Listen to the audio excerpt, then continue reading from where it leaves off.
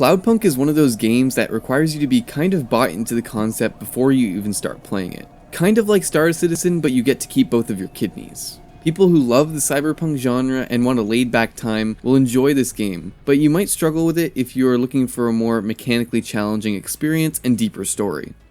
Before we get started, I also want to note that this is just a review of the base game, not the DLC. If I get the DLC in the future, maybe I'll do a review on it. Cloudpunk is a first and third person story-driven exploration game that takes place thousands of years in the future in Dyalla, a megacity that looms above the ocean in a constant state of decay, drenched in the glow of neon lights and rain. Here you'll find gangsters who build parks and playgrounds to stick it to the man, tech priests and engineers which worship the city's broken infrastructure to try and keep it from falling into the sea, and technology viruses which force the afflicted to consciously have to control the previously autonomous functions of their body, like breathing and beating their heart. You play as Rania, a woman who comes to the city to escape debt collectors to drive a Hova for Cloudpunk, a semi-legal delivery company. They're sort of like the runners from Mirror's Edge, except with cool-ass hovercars. Rania is accompanied by her talking dog Camus, whose body she had to sell to escape the collectors, and for most of the game, his mind is plugged into her Hova's computer for Rania to talk to. Am I still a dog if I don't bark? Cloudpunk takes place over a single night as Rania makes deliveries around the city, and the gameplay is pretty simple, broken up between walking and driving. There are numerous platforms scattered around the city, and this is where you can get out and walk around, find items, and interact with other NPCs to listen to side stories or even sometimes get side quests. You usually pick up main missions by going to a platform and talking to a marked NPC, or by picking up a package and then walking back to your Hova and taking it to another platform to deliver while the characters yap on about the story in the background. There are 7 main zones in the game map, as well as some smaller story-related ones, and they're all connected by these elevators that take your Hova between them. These zones are all styled differently, which gives you an idea of where they're located in the city. The lower levels, like the Marrows, are almost at ground level, being able to see the water and junk pooled up around the bases of the skyscrapers, while the upper levels are much brighter and commercial looking. Throughout the game, you can earn money by completing missions, selling junk items, or discovering new areas. As you play, you can unlock upgrades for your vehicle, but besides the boost mod, these are just movement speed increases and don't change really how you fly the car. Similarly, you can buy upgrades for your apartment or clothes for Rania, but these are just cosmetic. You also need to spend money on fuel and repairs, although I never really found myself too pressed for cash, so it doesn't end up being a big concern. The controls are generally good for both flying and walking around. I definitely recommend using a controller if you have one. I used an Xbox controller, and after a few minutes getting used to the controls, they felt decent to me. I also recommend playing in first-person mode. On top of being 10 times more immersive, I felt that the controls were just much more responsive, especially while driving the Hova. Now, there were a few gameplay-related things that bothered me throughout my time playing. The first is the lack of ability to set my own waypoint on the map, and also not being able to switch between different zones of the city in map view. I hate having to keep opening the map all the time to stay on course for custom destinations, and with only being able to see the map for the area you're currently in, it's really hard to tell which districts connect to each other and plan a path between them. Sure, you can see which districts connect to the one you're currently in, but what if you need to go through several? I feel like these are just basic open world features which should be in every game with a large map. The second thing I think the game is lacking is some sort of new game plus mode or a reason to keep playing and exploring after the main story is done. There is collecting all the collectibles and finishing the side quests, but not everyone wants to wander around picking up trinkets, and I finished most of the side quests through playing the main story. It would even be nice to just have a delivery mode where you could deliver random packages to different places without the need for a story. I feel like I want to explore Dyalla more, but I also need some sort of goal or structure to how I do that, and doing deliveries would be a great way to take the player to tons of different places in the city. Additionally, I think the devs should have tagged this as a walking simulator because after looking at some of the criticisms from its detractors on Steam reviews, it seems some reviewers were expecting a different type of game. And to be sure, there is a lack of mechanical depth here. The gameplay is pretty damn simple, but it's good for what it is, a walking simulator-esque driving exploration game. If you go in expecting more, you're going to be disappointed. But that isn't super fair to take out on the game, because if you look at the Steam page, it's never claiming to be Cyberpunk 2077, you're going to be shooting your way through the streets of Dyalla. And keep in mind, this is coming from someone who normally hates walking sims and finds them boring, so I'm not giving it a pass because I like the game genre or anything. Although admittedly, the fact that I like cyberpunk styles and art might make it easier for me to enjoy simply admiring the environments. Touching quickly on performance, the game runs pretty well on my system. I was getting around 50 to 70 FPS on maximum settings. My computer specs are in the description if you're interested on what I'm using to run the game. I didn't run into any crashes or major bugs. The game is pretty smooth in that aspect. Before we get on into the story, if you're enjoying the video so far, my boy Rory Alpha has something he wanted to remind you about. And don't forget to like and subscribe. Hit up that notification bell, and I gotta go.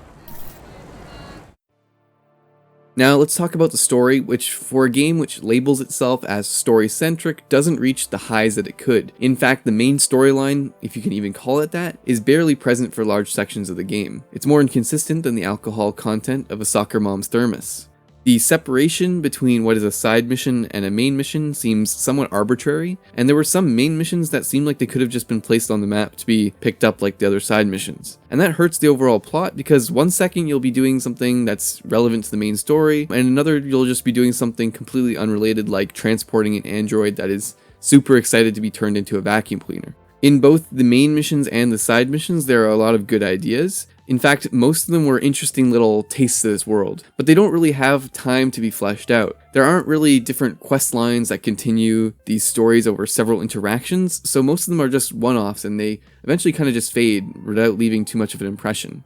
The game does also make some political commentary, and when I checked out the Steam reviews for the game, a fair number of people seem to not like this, but I don't think criticizing its inclusion is fair because you can't really separate politics from the cyberpunk genre or even storytelling as a whole, if I'm honest. The whole genre is built on critiques of hyper-capitalistic societies, environmental destruction, and inequalities created by technological advances, just to name a few. To not have political commentary in a cyberpunk work is practically a betrayal of the genre. The main issue, however, is not that this commentary was included, but it often comes off as too heavy-handed to be accepted as fair criticism by people who would disagree. I mean, I agree with a lot of what they are saying, but even I had to roll my eyes at some points. Just to give you an example, there's one mission in the game where you make a delivery to this corporate tower filled with thousands of androids all called Mr. or Mrs. Anderson.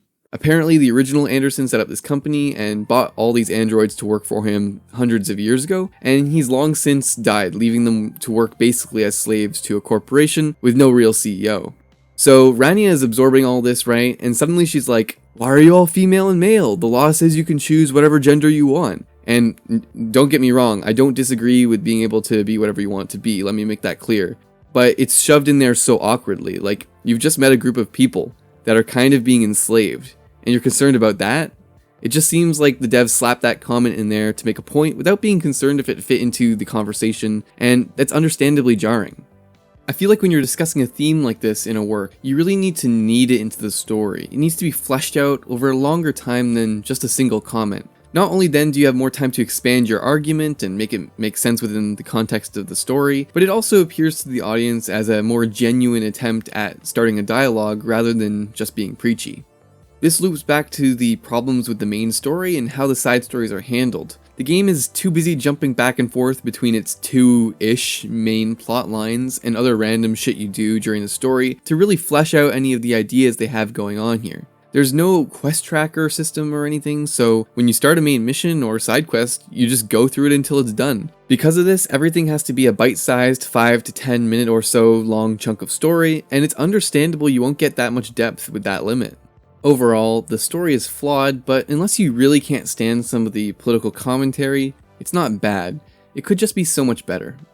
Touching a little bit now on the voice acting and writing for most of the characters, it's pretty solid, with a few characters really standing out as great to listen to. One of my favorites was Control. He has a really unique voice, and I always found myself looking forward to what he had to say next. Damn it, 14FC. For an indie game, I think they did pretty well with the voice work, but I think Rania's lines could have used some additional work. Now, I'm not being hyperbolic and saying she's terrible or anything, but some of her lines come off as flat, and in terms of writing, she just seems unnecessarily standoffish when talking to NPCs. I am annoyed. Sometimes it seems like she doesn't even want to be the main character. I get that she's supposed to be this jaded person who isn't fond of the city, But goddamn, it's hard to relate to someone who just seems like they want to go home and sleep on the couch. It also creates this weird kind of conflict between the player and the main character, because as the player, I'm walking up to these NPCs on the street because I'm interested in what they'll say and what their story is, but my character just seems to want no part in it. It's like that disconnect when a dialogue option is worded or has a tone that is completely different than what your character actually says when you choose it. Except in this game, you have zero control because everything is scripted and there are no options. There are some moral choices that you have to make during the game, like when they present you like either do this or that and this is potentially what could happen, but none of them seem to matter all that much in the long run. There are a few that will make a difference in getting an achievement, but in terms of affecting the overall story, they're generally inconsequential. And that sucks because beating the game takes between 6 to 10 hours, maybe less if you really rush it, and having multiple storylines would be great for replay value. Now, so far the review has been somewhat mixed to say the least, but when it comes to the environments and art, I have almost nothing but praise. It's no surprise that a majority of Cloudpunk's small dev team worked on this aspect of the game. For me, exploring the rich world of Cloudpunk was the main thing that kept me playing. You might have already noticed that Cloudpunk uses voxel-based graphics. Now, I don't have a preference for or against them, but Cloudpunk is a great game to demonstrate the beauty that this style can achieve. Every street feels like it's a work of art. There is just such a high level of detail here, both in the large-scale designs of the buildings and the little things that you notice when you're walking around at street level. And hopefully by now, the footage throughout the video has demonstrated that way better than I could describe. The only aspect about the voxel graphics that I didn't like was that the way the player and the NPCs looked. You can see that they tried to include details like cybernetic arms to them, but it just seems like they don't have enough voxels to represent that detail. Another thing I noticed is that the rain effect is basically tied to your character's face, so the direction of the rain changes with how the camera points. If you're playing in first person mode, this can be pretty noticeable if you look up at the sky, and suddenly the rain is going sideways like a hurricane. This also means that it still appears to be raining in covered areas where rain shouldn't be able to reach.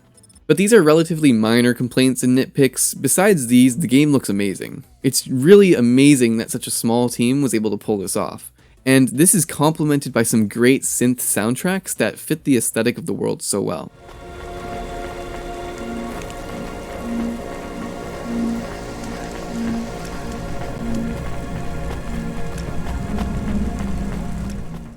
I really love how there's this real sense of verticality in all of the maps, with the beautiful buildings extending up and down into the clouds above and below. Although I wish the height limit for flying your hova in each district was a little taller so that you could explore more of them.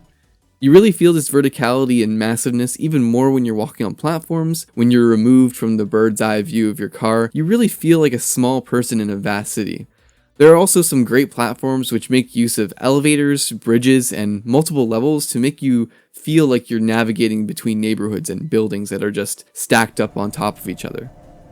When it comes to making you feel immersed into this world, Cloudpunk excels. You can easily spend hours exploring Nivalis, simply enjoying the feeling of being there. And I think this is high praise for me, since I rarely care this much about the art style and graphics of a game. I tend to be much more gameplay focused. For a game world to immerse me so much that it covers for lack of mechanics is a hard feat to accomplish. Looking back on this video, I know it might seem weird to recommend this game after all the negative things I've said about it, but I still can't help but say that I had a good time playing Cloudpunk despite these problems. I think if you're a cyberpunk fan and just want to drive around a cyberpunk city and admire these beautiful environments, these issues won't be deal breakers. But if you aren't terribly interested to begin with, the game's story and gameplay simply won't carry it for you. I will say that if you're hesitant to buy it, it's only around $20 on Steam, so you can do as I did and wait for a good sale. This is really a game for the people that wanted to explore the Los Angeles of 2019 from Blade Runner, who were amazed at the possibilities presented by the underworld of Coruscant, who wondered at the beauty of the cities portrayed in Akira and Ghost in the Shell, and for those who wanted to see the places we read about in books like Neuromancer come to life. Throughout my 10 hours of playing, I never stopped admiring the beauty of the environments and the atmosphere of the game. I was never drawn to play this game for the story or the gameplay. I just wanted to feel immersed in a futuristic city and fly around in a hovercar like I've always wanted. And I got that, so I'm happy. I hope you guys liked the video and felt it was entertaining or useful, and if you did, don't be afraid to hit that like button or subscribe so you can be notified for more reviews like this one. The channel has been doing really well lately, and by the time this video comes out, I hope we'll have around 300 subscribers, so let's keep this momentum going. Thanks for the support, and I'll see you guys on the next one.